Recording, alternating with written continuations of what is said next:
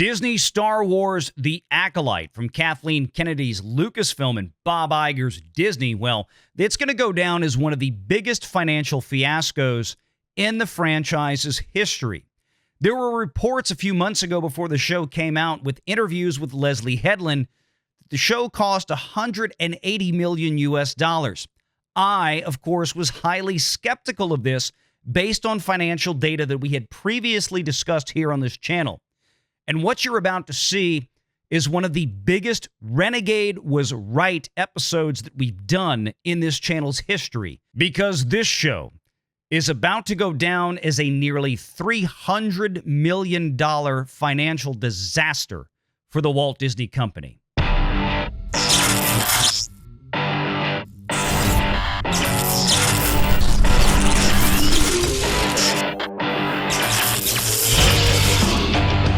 Renegade Online. Well, folks, welcome back. Another great day here at Valiant Renegade. It's good to see everybody out there once again. And if you are like one of the many watching this video, not yet subscribed to this channel, please take a moment and turn that little red subscribe button to gray. Hit that like button, hit that notification bell, share this sucker out on the social medias, and of course, please do leave a comment before you head out the door today. Make sure to join us every Sunday and Wednesday afternoon right here on Valiant Renegade at 6 p.m. Eastern for the live show. I'm joined by my good friend and editor-in-chief, publisher-in-chief of the Valiant Renegade channel and investigative reporter, Mr. Jonas J. Campbell. Jonas, how you doing today? I like that name, editor-in-chief, right there. That's fun. That's fun. I know, right? I'm doing fantastic, and I am so glad. I have been checking every single day, multiple times a day for this day in particular. This day, and look, people out there, look, I've got a sense of humor with this, and I try to use it sparingly. The whole hashtag Renegade was right, but this is an episode where I'm going to put on the hat.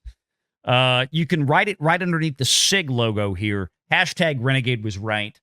I have been very skeptical, incredibly skeptical of the financial data that has been made public on the Star Wars series, the financial bomb that is The Acolyte. There was a Variety article, Jonas, a couple of months ago before The Acolyte came out with an interview with Leslye Headland, where it was stated in that Variety article that the production budget for The Acolyte was $180 million. Jonas, when that happened, there's an extra word in there. There's an extra word in there that you added that she didn't say, though. Well, which word was that, Jonas? Dollars. Dollar, exactly, right? Right, but in the Variety article, it was dollars. In the Variety article, it said the production budget was $180 million, and of course, the clear subtext of that was dollars. What, Jonas, was my statement? What was my opinion, my initial thoughts on that when we saw that? That it was 180 million, and that was probably right, but it was not 180 million United States dollars. Oh, yes, Jonas. That's exactly what I said. I said I think that was going to be 180 million, if lucky, British pounds sterling. And lo and behold, Jonas, you penned an article this evening as we record this. People will be seeing this first thing in the morning. Members will be seeing this even earlier. So become a Valiant Renegade channel member to get exclusive access to these breaks. Go ahead, read your own headline here, Mr. Campbell. Exclusive Star Wars The Acolyte real cost exploded to 230 million, according to new tax documents. That's a dollar sign right there. You can't use that unless it's USD. Well, I suppose you could for Mexican dollars, but this is USD. 230 million. Jonas, when we were doing conversions for Great British pounds to US dollars based on the initial 180 million figure touted in the Variety article, what did I say? would have been the US dollar equivalent? I actually don't know which rate you used. I know I just looked it up here for tonight. I said 1.34 on this. I had to update my model from 1.26. It's drifted since we said it, but what I said was I think the budget here is actually closer to 225 million. Phew, man, really close, and not adjusting for the fact that Disney is so dumb. Yes. Let's go through this because, Jonas, you did an absolutely tremendous job, and I really want to thank you for this, and I want to tell the audience how much I thank you for this. This is an absolutely exquisite piece of journalism. I don't have the time to keep up with, looking this stuff up every day. You have been so diligent with this one. And I, all credit to you here for keeping tabs on this, because this might have gone right over my radar. But here we go, Jonas. You found it, and I've got the tax return here. We're going to pull it up, or I should say the financial return in the UK. UK tax documents filed by the Walt Disney Company's UK branch reveal that Lucasfilm, the Walt Disney Company, spent over 172 million Great British pounds, 231 million US dollars on production of The Acolyte, a prequel series set in the Disney Star Wars universe. In an interview with Vanity Fair, the Acolyte series creator Leslye Headland, I said Variety, I guess it was Vanity Fair, my apologies, claimed the show cost 180 million, which was assumed by several to be stated in US dollars. It's evident that if Headland had knowledge of the series' financials, that she was more likely referring to the amount in Great British pounds. Amazing. I said this 2 months ago. It's incredible. Now, the nitty-gritty on this, and just to give people an idea what this comes from Blue Stockings UK Limited. And these were financial statements ended for the year, and this is key, 24 September 2023. Now, Jonas, this is what we would call in the U.S. the most equivalent thing would be a profit and loss statement, or perhaps a tax return, but really more appropriately a profit and loss.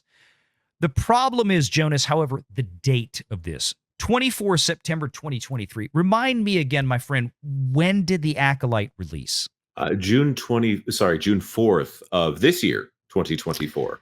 Is it safe to assume, Mr. Campbell, that there may have been a bit of additional post-production issues between 24 September of 23 and June 4th of 2024 when this released, like additional costs that were not accounted for in this return? Oh, absolutely. Whenever I look at these, there's always additional expense after the large expense, after the largest period on almost all of these, there's more added onto it. So 231 million minimum at this point that this costs. Exactly. And this is the same issue that we've had with things like The Little Mermaid, where recently our friend at Forbes magazine, Caroline Reed, had disclosed that there was an update to the financial returns in the UK for The Little Mermaid, the 2023 live-action remake by Disney, that had now exceeded 300 million US dollars in total costs. Of course, there were some film tax credits. There are some film tax credits here, to be clear, but when we talk about production budgets, Jonas, we got to talk about the top line, right? What was actually spent? What type of CapEx was driven into this? What type of investment, capital investment, was driven into this production to create this intellectual property and give us this show on Disney Plus? What we're talking about here is quite a bit of money, and we can see here, and the way, Jonas, and if you want to explain this for a second, turnover, and all this kind of stuff, cost of sales. This is not a cumulative figure, right? Right. This is the last financial report that we had, that we talked about, when there was a lot of misnomers on the internet that this show was fake, that this show was a sizzle reel. This show was never going to actually happen. This was a figment of Kathleen Kennedy's imagination. There were You know, there was stacks of cash, 50,000 British pounds being taken from the petty cash drawer of Kathleen Kennedy's office in San Francisco to do a sizzle reel and all this kind of crap. 50 million US dollars was spent in pre-production. And I said, there is no way that they spent 50 million US dollars in pre-production and they finished this thing at 180 million US dollars. This is adding on to things, right? Absolutely. Absolutely. Yeah. Turnover here appears to be the loan amount that they got because they would have financed this at Barclays or something like that. So Barclays, HSBC, any number of lending institutions, particularly for those out there, these would be lending institutions that would have specifically and preferably a UK base. This is how the tax credits are made eligible for companies like Disney. You've got to use British labor. You've got to use British financial institutions. All of this has to be very British to get these tax returns, or at least as they stipulate in British law, at least 10% of the production has to be done there to be eligible for credits, and those credits would apply towards what was spent in Britain to do this. But Disney has lines of credit all over the globe for this, right? Absolutely. Absolutely. So the item that we're looking at on this is cost of sales. That would be the amount of money they actually spent, not the amount of money they took in, because that turnover and I don't like that phrase as an accountant, a former accountant, I should say. It's different. It's different than GAAP, right? Right. And which can always throw things off. I remember looking at the Ubisoft the Epic Games financials for Remedy and thinking this cannot be. But it turns out, no, the financials really were that bad. You're right. But cost of sales is the figure that we're looking at for how much they actually spent on making this show. Correct. And if we're right now, as of writing this, 1.34 is the rate of GBP to USD, meaning you multiply the Great British Pounds into USD. That gets me $230 million. Sorry, 230,909,958. So almost $231 million that they spent making a show that it ain't all that much. No, and you're right. Cost of sales, and let's specify this. Cost of sales, like you said there, that $134 million in the brackets, which would be a negative integer, right? That's what they actually spent. That's money flowing out. 134 million Great British Pounds, not dollars.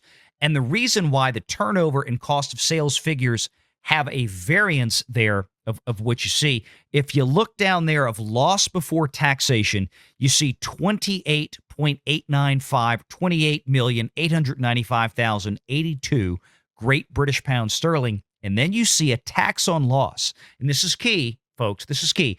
Tax on loss is a positive number because there was no tax on loss. An actual tax would actually be a negative number, right? A tax would be an outflow of cash, but the tax on loss here is an inflow. It's a positive number of $28.923 million because, Jonas, why? What is that $28.923 million?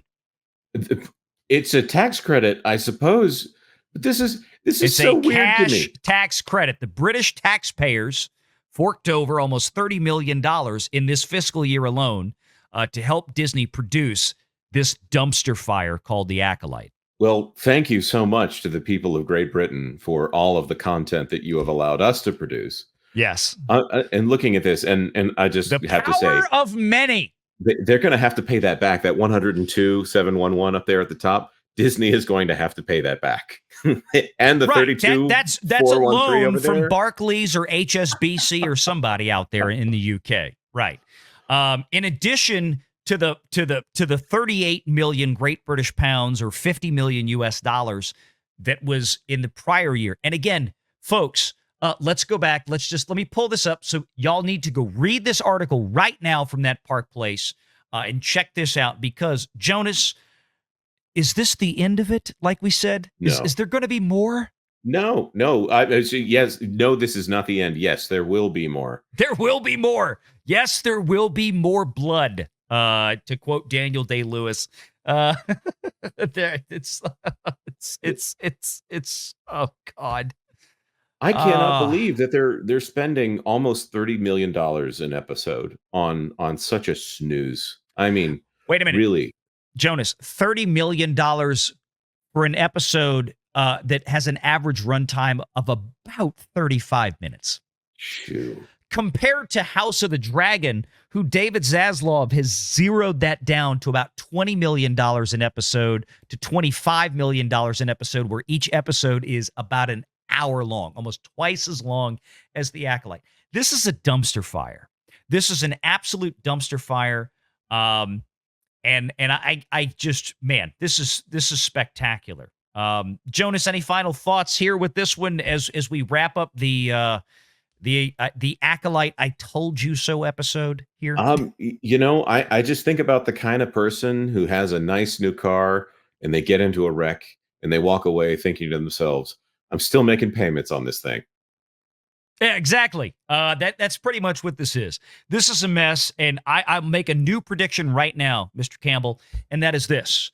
This $230 million U.S. figure, this will expand by at least another $50 million with the next report, which will be another year from now, because there's no way that by September of last year that this show was remotely ready to go. Remember, they had not scheduled this show to release until a year after this financial report was filed.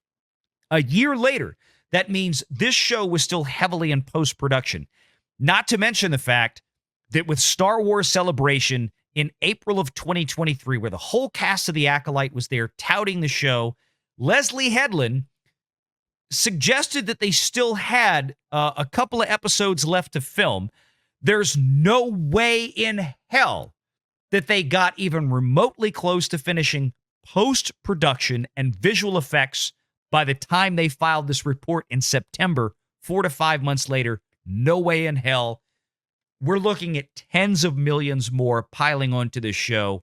By the end of the day, we might be approaching $300 million, I think, for this dumpster fire. Again, that does not include what they would have netted back in film tax credits, but we're talking about what Disney spent to make the show happen. We could be pushing a $300 million ceiling. This is a frickin' disaster. Make sure you're subscribed to Valiant Renegade and join us every Sunday at 6 p.m. Eastern for the live show.